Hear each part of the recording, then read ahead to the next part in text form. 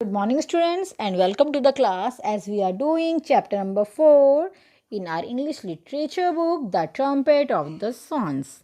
We have read that there is a 11-year-old boy, Sam Beaver, who has found the couple of trumpeter swans in the heart of the forest, and he just tried to watch them, and Swan also saw that the boy is watching them. After an hour he went back from that place, and Swan also relieved. Swan has laid 4 eggs and she is warming all the eggs.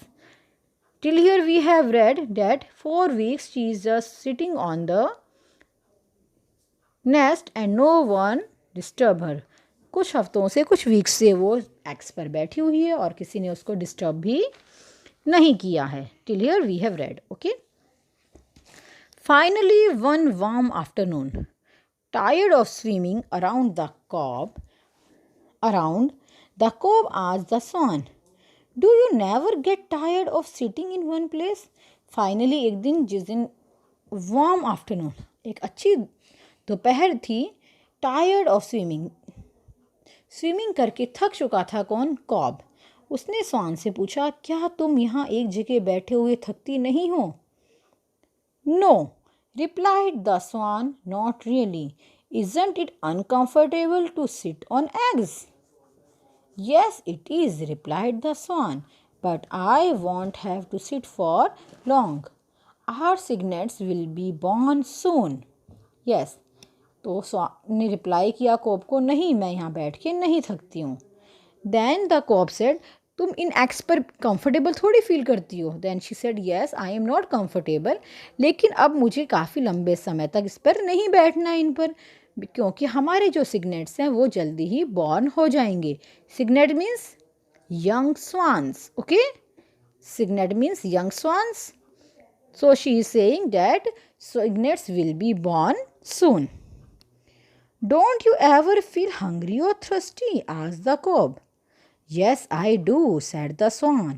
I am actually very thirsty right now. Then the cob said, क्या तुम्हें भूख भी नहीं लगती और प्यास भी नहीं लगती, एक ही जगह बैठी हो?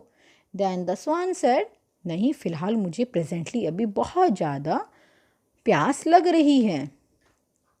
The swan decided she could safely leave the eggs for a few minutes. She pushed some loose feathers around the eggs to hide them and keep them warm. Then she stepped off the nest and entered the water to take several quick sips. Then the swan ने decide किया eggs को कुछ समय के लिए for few minutes safely छोड़ने के लिए, because she was feeling thirsty.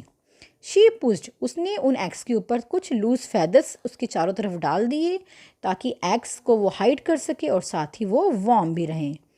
Then she stepped off the nest, उसके बाद उसने नेस्ट को छोड़ा.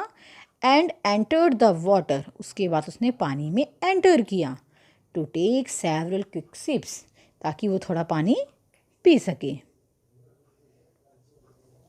She glided over to shallow place, thrust her head under water and pulled up tender greens from the bottom. Finally, she waddled out onto a grassy bank and stood there preening her feathers. Yes, she glided over to a shallow place. जो कम गहरी जगह थी वहाँ पर उसने थोड़ा सा glide किया. Thrust her head under water, इसके अलावा उसने अपना जो हेड है उसको, means just to push inside the water, पानी में एकदम से डालना अपने हेड को, फिर बाहर निकाल लेना. Okay, date is known as the thrust. And pulled up tender greens from the bottom. और फाइनली उसने क्या किया? She waddled out. She waddled out means वो चलकर पानी से थोड़ा ग्राउंड पे आ गई, ग्रासी एरिया पे आ गई. एंड स्टूड देयर, और वहाँ खड़ी होके प्रीनिंग हर फेदर्स, अपने जो फेदर्स हैं, पंख हैं, उनको वो अपनी बीक से क्लीन करने लग गई. शी फेल्ट गुड, उसे अच्छा लगा, because she was sitting for a long time, क्योंकि वो बहुत लंबे समय से बैठी हुई थी एग्स पर. But she had no idea that at that moment their enemy, the red fox, stood waiting behind a clump of bushes. लेकिन उसे बिल्कुल भी आइडिया नहीं था कि उनका जो एनिमी है, who is the enemy, the red fox, वो उस समय वहीं पर ही क्लम्प ऑफ बुशेस, झाड़ियों के पीछे ही छिपा हुआ है, वेट कर रहा है. The cob spied the fox first. लेकिन जो मेल स्वान है उसको वो फॉक्स पहले दिख गया. Look out, he trumpeted. I can see the fox creeping toward you. You are in grave danger. Then the male swan means cob shouted. Shouted means he trumpet. उसने अपनी जो वॉइस है उसमें ज़ोर से ट्रम्प किया कि तुम देखो एक फॉक्स है जो तुम्हारे पीछे है, तुम एक बहुत बड़ी डेंजर में हो. You are in a grave. Grave means a great danger. Okay. But just as the fox was about to spring on the swan, a stick came hurtling through the air, surprising everybody. It struck the fox on the nose as he yelped in pain while turning around to run away. The two birds could not imagine what had happened. और जैसे ही fox उस स्वान पे attack करने वाला था, at the same time उसी समय एक स्टिक जो हवा में उड़ती हुई, जो सबको सरप्राइज़ करती हुई, डायरेक्ट वो फॉक्स के नोज़ पर आके लगी. तो जो फॉक्स है वो दर्द से येल्प करता हुआ, means when we cry in the pain, that is your known as yelp करता हुआ वहाँ से मुड़कर भाग गया. The two birds could not imagine. वो जो दोनों बर्ड्स है वो भी इमेजिन नहीं कर पाए कि ये अभी हुआ क्या, ये स्टिक कहाँ से आई, हमें किसने बचाया. Then they noticed a movement in the bushes. उसके बाद उन्हें बुशेस में थोड़ी मूवमेंट दिखाई दी. Out stepped Sam Beaver, the boy who had visited them a month ago.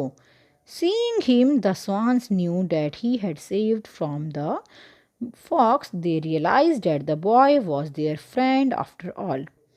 तभी उन झाड़ियों से सैम बीवर निकल के आया और वो पहचान गए स्वान्स कि ये वही बॉय है जो लगभग 1 मंथ पहले हमें यहाँ बैठ के देख रहा था.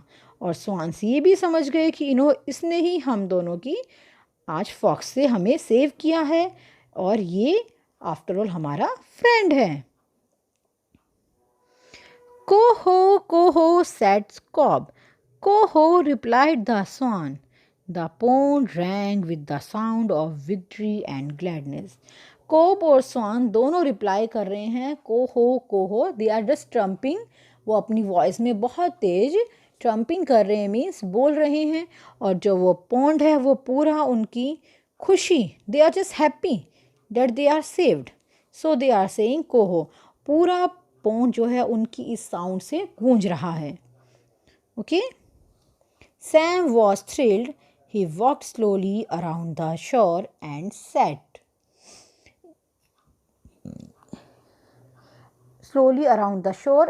Down on a log. Yes, the Sam was also happy.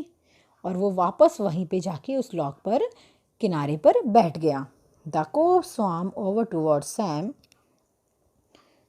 climbed out of the pond and stood close to the boy, looking at him in a friendly way and arching his neck gracefully. Yes. Once he ran his neck far out, cautiously, almost touched the boy. Sam never moved a muscle. His heart thumped from excitement and joy. The cob swam. The cob swam over towards Sam. अब कोब स्वान जो है वो Sam के पास आए. Climb the pond से ऊपर चढ़ के बॉय के पास खड़ा हो गया और उसको फ्रेंडली वे में देखकर अपनी नेक को उसकी तरफ कर्व करने लगा. और जैसे ही उसकी नेक पास आई तो वो बॉय को बिल्कुल टच ही करने वाली थी, but the Sam never moved a muscle, means Sam अपनी जगह से बिल्कुल नहीं हटा या बिल्कुल नहीं हिला, क्योंकि वो खुद भी बहुत ज़्यादा हैप्पी और एक्साइटेड फील कर रहा था. वो वहाँ पर ही स्टेबल बैठा रहा. The swan paddled back to her nest and returned to her eggs. She felt lucky to be alive. स्वान जो है वापस पैडल करके अपने नेस्ट के पास चली गई. अपने एक्स के पास, और शी वॉज फीलिंग, और वो फील कर रही थी अपने आप को बहुत ही lucky, because she was alive, क्योंकि वो दोनों अलाइव थे, जिंदा थे. So they were feeling happy and the boy was also happy. This was the chapter. I hope all of you understand this. Read it again at your home to understand it. Okay, thank you students. Goodbye.